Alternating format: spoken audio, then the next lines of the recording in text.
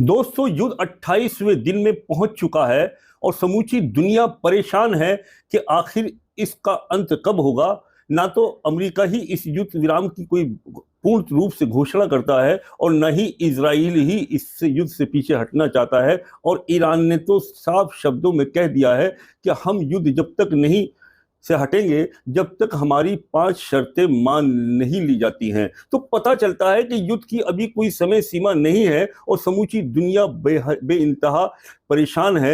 यानी एक एक हजार, दो दो, 10-10 हजार किलोमीटर जो देश बसे हुए हैं, वो वहाँ के लोग, चाहे इंडस्ट्रियल हो या गरीब तबका हो, तमाम लोग इस युद्ध की वजह से प्रभावित हो रहे हैं। यानी ये दो ऐसी ताकतें, इजराइल और अमेरिका, जिन्होंने हमेशा तमाम लोगों से हमेशा पंगा लिया है और कभी इजराइल की आदत बन चुकी है, तो कभी हमास में, कभी सीरिया में, तो कभी लबनान में, कभी यमन में, तो अब ईरान में।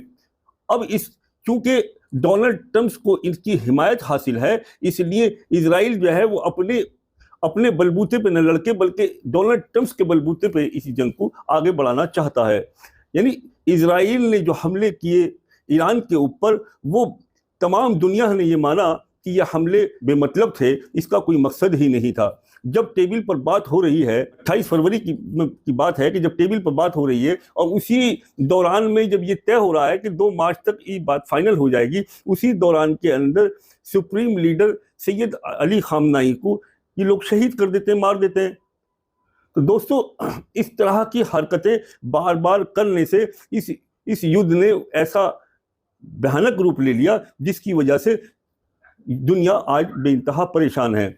और ये दुनिया की तारीख रही है। इतिहास के पन्नों को अगर हम पलट कर देखें तो जो भी बादशाह, जो भी तानाशाह, जो भी डिक्टेटर इस दुनिया के अंदर आया है, उसकी डिक्टेटरशिप एक दिन समाप्त हो गई है। यानी डोनाल्ड ट्रंप और अमेरिका जैसी ताकतें दुनिया में इससे पहले भी आ चुकी हैं। रोमन साम्राज्य की अंदरूनी कमजोरी से गिरा और दुनिया पर लगभग 500 साल तक दबदबे की हुकूमत करी और उसका दुनिया से खात्मा हुआ। ऐसे ही चंगेज खान ने बनाया था मंगोल साम्राज्य, जो 1963 में इसका भी खात्मा हो गया।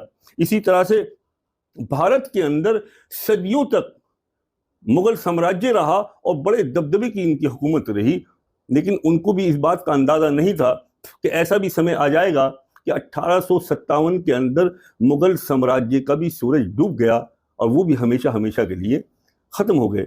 इसी तरह से 1991 में रशिया जिस टाइम में अफगानिस्तान से टकराया है और रशिया के लगभग 15 टुकड़ों में विभाजन हो गया और रशिया भी इसमें बट के रह गया और रशिया की जो सुप्रीम पावर थी पूरी दुनिया के अंदर, वो भी खत्म हो गई।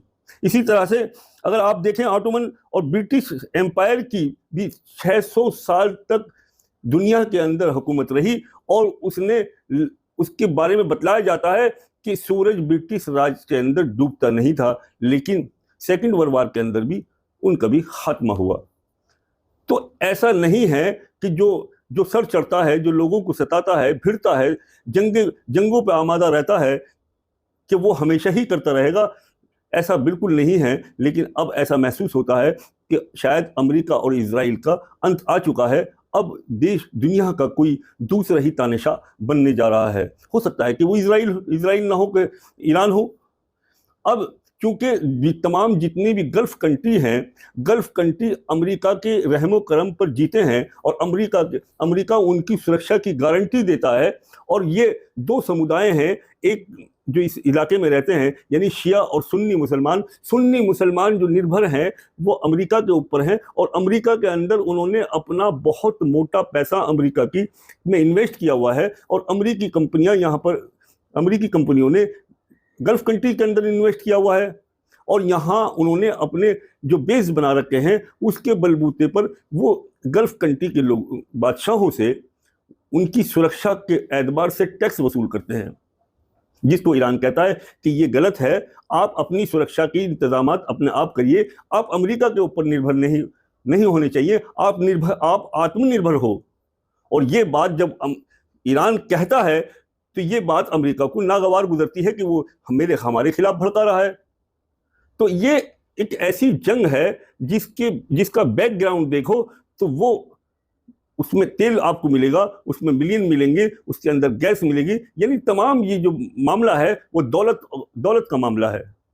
और इस दौलत की जंग के अंदर गरीब इंसान जो किसी भी देश का हो वो पिस रहा है।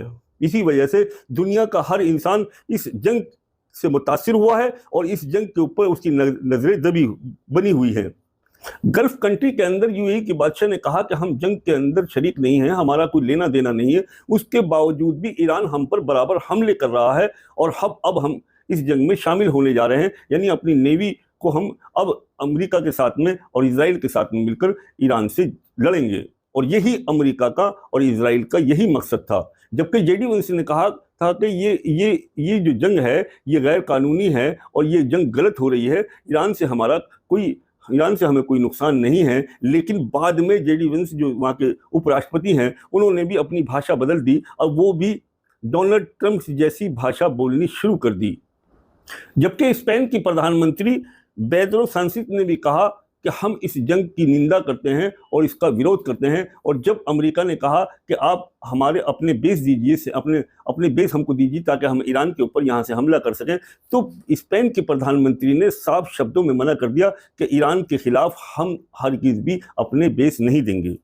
दूसरी तरफ फ्रांस ने कहा कि खाड़ी देशों में युद्ध होने की वजह से खाड़ी देश जो तेल का उत्पादन करते हैं उनके अंदर 40 से 50% उत्पादन में कमी आ गई है और इसको पूरा करने के लिए, इसको सुधारने के लिए लगभग 4 से 5 साल लग जाएंगे।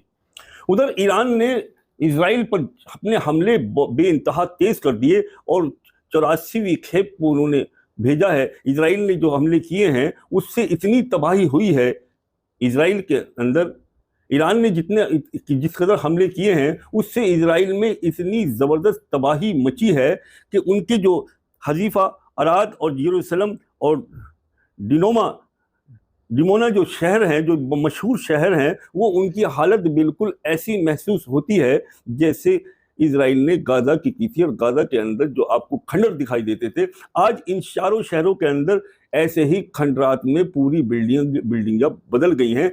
वजह क्या है कि इनके पास इंटरसेप्टर जो होते हैं मिसाइल को रोकने के, वो सिस्टम बिल्कुल धराशायी हो गया है।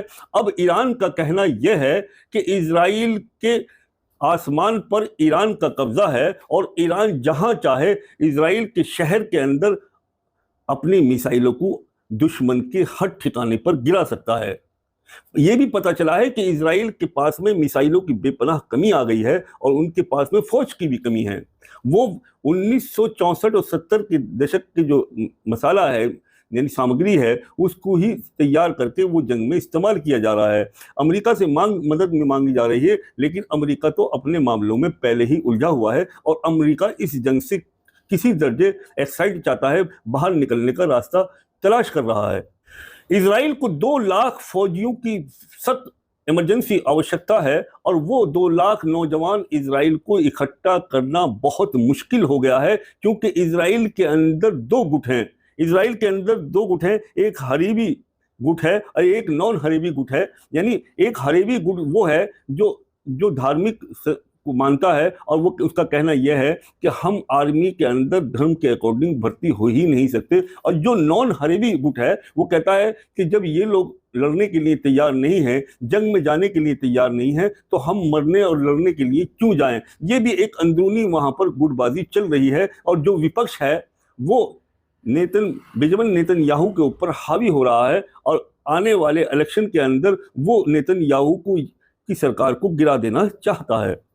आप नेतन्याहू की एक दादागिरी और उसकी हठधर्मी और उसकी अपने आप में घमंडपने को देखिए कि वो इस वक्त भी 4 महाज पे जंग लड़ रहा है, जिसमें सबसे पहला महाज ईरान है और दूसरा सीरिया है और तीसरा लबनान है और फ़लस्तीन है।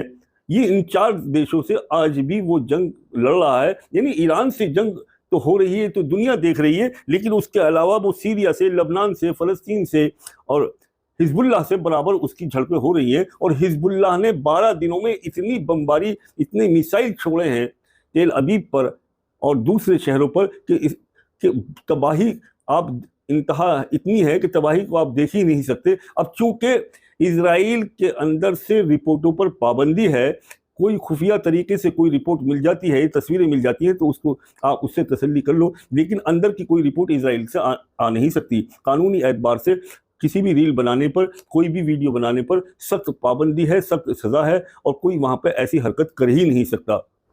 ईरान की आरजीसी ने साफ शब्दों में कह दिया कि गल्फ कंट्री के अंदर, यानी खाड़ी देशों में, अगर किसी भी होटल, किसी भी रेजिडेंशियल कॉलोनी के अंदर, किसी भी इलाके के अंदर अगर अमेरिकी फौजों के बारे में हमको जानकारी मिलती है, तो आप ये समझ लीजिए कि हम वहां पर मिसाइल छोड़ने से चूकेंगे नहीं, और इसकी जिम्मेदार वही देश होगा। यानी उन्होंने साफ वार्निंग करी कि अगर किसी खाड़ी देश के किसी होटल के अंदर कोई अमेरिकी फौजी रुके हुए हैं, तो वहां से रिहायशी लोग, आसपास में रहने वाले, उस इलाके को तुरंत खाली कर दें, क्योंकि हमारे निशाने पर वो तमाम जगहें हैं जहां पर अमेरिकी फौजी ठहरे हुए हैं। डोनाल्ड ट्रंप बराबर जेलेंस्की से राब्ता बनाए हुए हैं, बार बार बात करने की कोशिश करते हैं, और जेलेंस्की से कहते हैं कि रशिया जब आप पे ड्रोन छोड़ता है, आप उसको मार गिराते हैं। वो ड्रोन ईरान के बनाए हुए हैं, और जब ईरान हम पर ड्रोन छोड़ रहा है, यानी या किसी भी इजराइल पे छोड़े या गल्फ कंट्री पे छोड़े, तो हम उसको मार गिराने में सक्षम नहीं है, लेकिन ये तकनीक आपके पास है, आप कैसे मार गिराते हैं। तो जेलेंस्की ने कहा कि मात्र 2 सालों भी नहीं बीते थे, हमने इस तकनीक में कामयाब हो गए, और एक भी ड्रोन हम को कामयाब होने ही नहीं देते, हवा में ही मार गिराते हैं। तो डोनाल्ड ट्रंप से कहा कि ये तकनीक आप हमें दे दो, लेकिन जेलेंस्की ने इससे साफ इनकार कर दिया, क्योंकि जेलेंस्की का और डोनाल्ड ट्रंप का 36 का आंकड़ा है। क्योंकि इस यानी रूस, रशिया और जेलेंस्की की लड़ाई में डोनाल्ड ट्रंप ने हमेशा रशिया की तरफ हिमायत करी, और जेलेंस्की को हमेशा गिरी हुई नजरों से देखा, और उसको हमेशा धुतकारता रहा। दोस्तों, ये वीडियो आपको मेरी अच्छी लगी हो, पसंद आई भी हो, तो प्लीज़ मेरे चैनल ज़हीर अली ऑफिशियल को ज़रूर आप सब्सक्राइब करें, बेल आइकन दबाएं, शेयर करें, और अपने कमेंट्स ज़रूर लिखें। आपके कमेंट्स करने से हम अपनी गलतियों को सुधार करेंगे, और हमारी हौसला अफजाई होगी।